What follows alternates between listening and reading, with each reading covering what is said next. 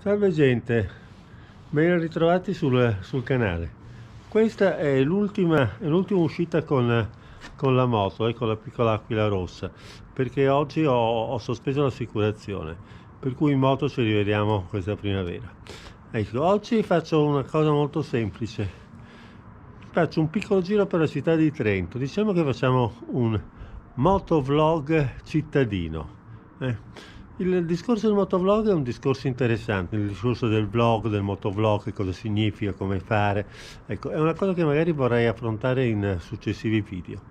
Per ora niente, faccio questa piccola uscita, è l'ultima, e poi ci rivediamo sicuramente con altri tipi di video sul canale.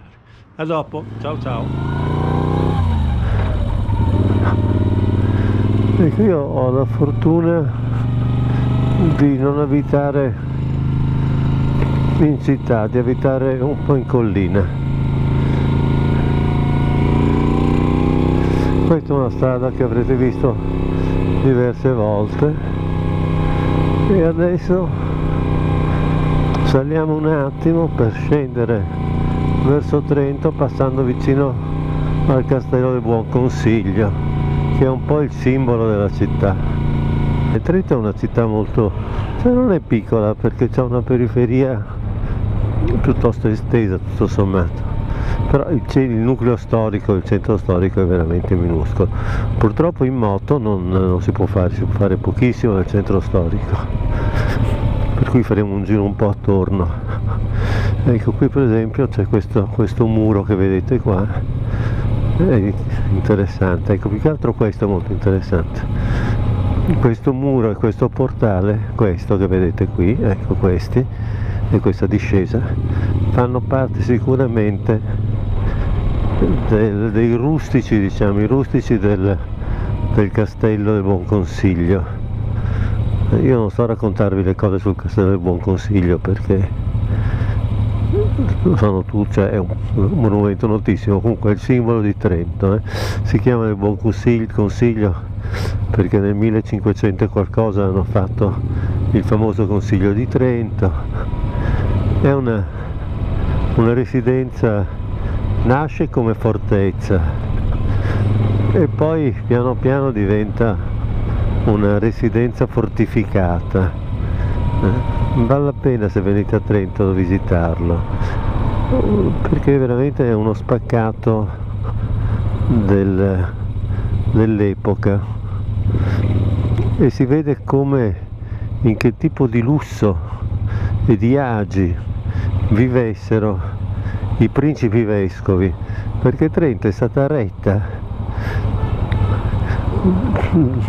da dopo l'epoca romana, diciamo dall'inizio del cristianesimo fino alle guerre napoleoniche, dei vescovi, dei principi vescovi. Ecco, qui stiamo passando piano piano verso il castello.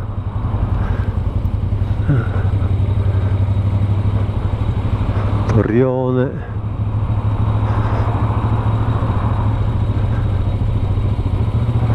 mura di cinta,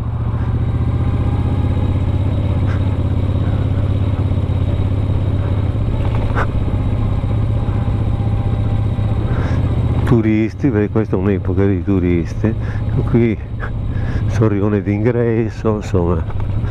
Io che sono appassionato di castelli potrei stare qua a raccontarvela lunga. Ecco, qui invece questo è molto interessante, la Torre Verde. La Torre Verde è una torre medievale.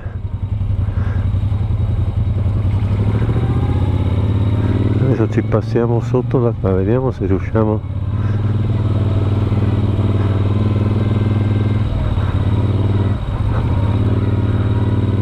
Eccola qua.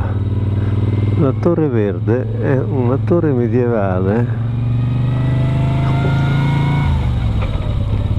che era un punto doganale, perché dove noi stiamo transitando adesso una volta c'era il fiume Adige.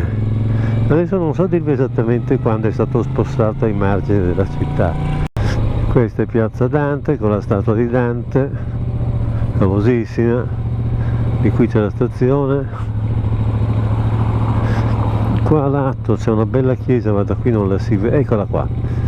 Qui c'è una bella chiesa romanica che è molto affossata, non so se riuscite a vederlo.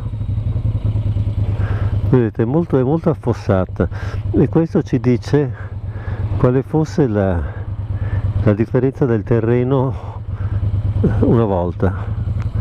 Pende anche un po' da un lato.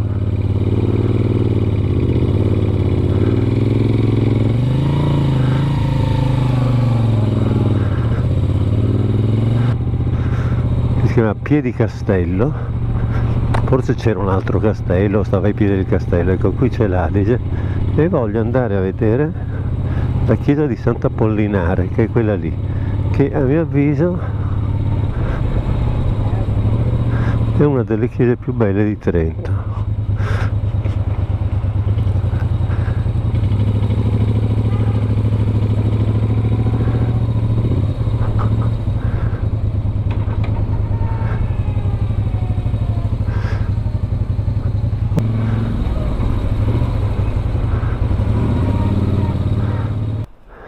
Vediamo se da qua si può andare a vedere la chiesa. C'è un campetto per i bambini, via del DOS Trento.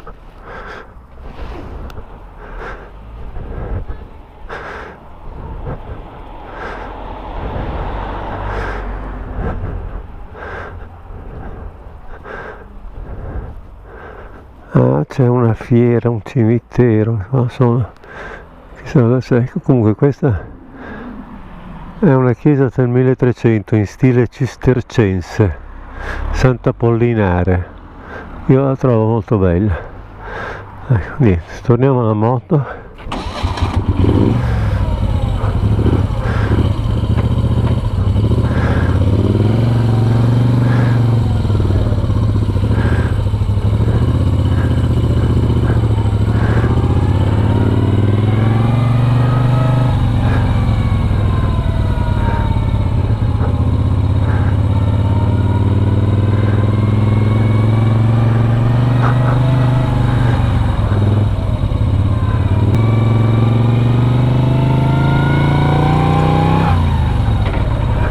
Quello che vediamo là è il campanile del Duomo di Trento.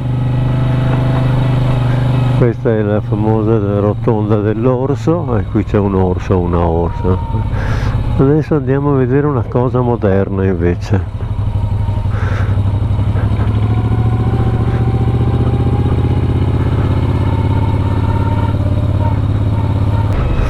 Ecco, qui c'è questa villa e il museo dell'architetto Renzo Piano. Andiamo a vedere un po'. C'è un bel posto che c'è un connubio di antico e di moderno.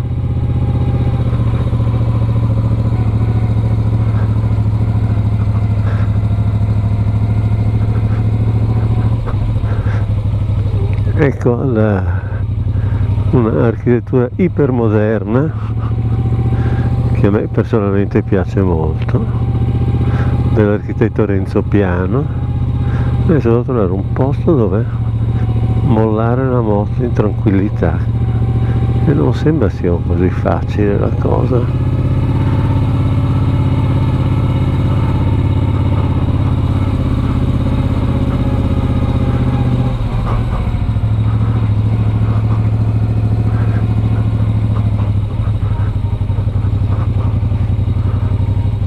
Questo è il complesso delle Albere, un complesso residenziale con un'architettura molto particolare, sempre di Renzo Piano, che non ha avuto il successo che a mio avviso si sarebbe meritato, perché è messo in una posizione non molto favorevole. Qui passa vicino, qui passa la ferrovia. Nel progetto originale del museo e di questo quartiere. Era previsto che la ferrovia sarebbe stata interrata, cosa che forse adesso verrà fatta. Vediamo se riusciamo a trovare una posizione. Comunque il motovlog in città non viene bene, perché le città non c'è modo di fermarsi e fare una foto. Per esempio qua, se ci fosse un posto per fermarsi, io mi fermo così qua un attimo. Allora, questa è una villa vescovile piuttosto interessante, perché c'è un passaggio sotterraneo che la collega direttamente al castello, per cui il vescovo principe se ne stava bel bello qui a sollazzarsi, e se le cose si mettevano brutte, con il suo passaggio segreto sotterraneo tornava a ripararsi nella sicurezza del castello.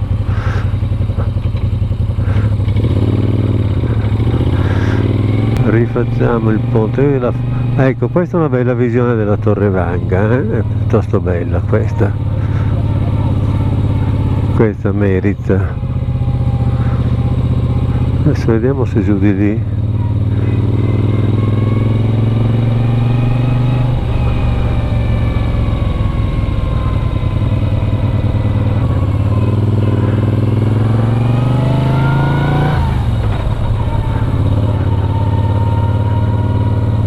Ecco, così qui vediamo la Torre Vanga di nuovo. Oh, guarda qua, potrei fare una foto qua.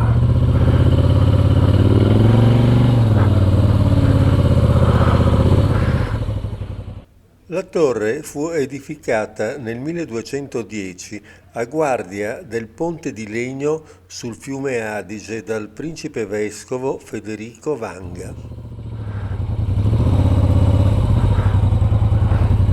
Ecco, questa è una zona di Trento, però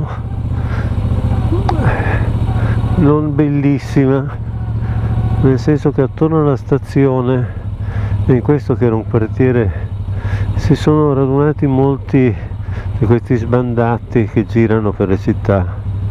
Il parco qui, apparentemente idilliaco, che vedete in realtà è diventato un luogo di spaccio. Ecco gente, io credo che questo mini vlog cittadino sia finito, non è stato granché, me ne rendo conto, comunque ve lo pubblico. Se siete così buoni da mettere un like, grazie. E niente, ci rivediamo con prossime cose. Ecco, proprio un argomento che io vorrei trattare è questo del vlog. Che cos'è un vlog, prima di tutto? Che cos'è un motovlog in realtà?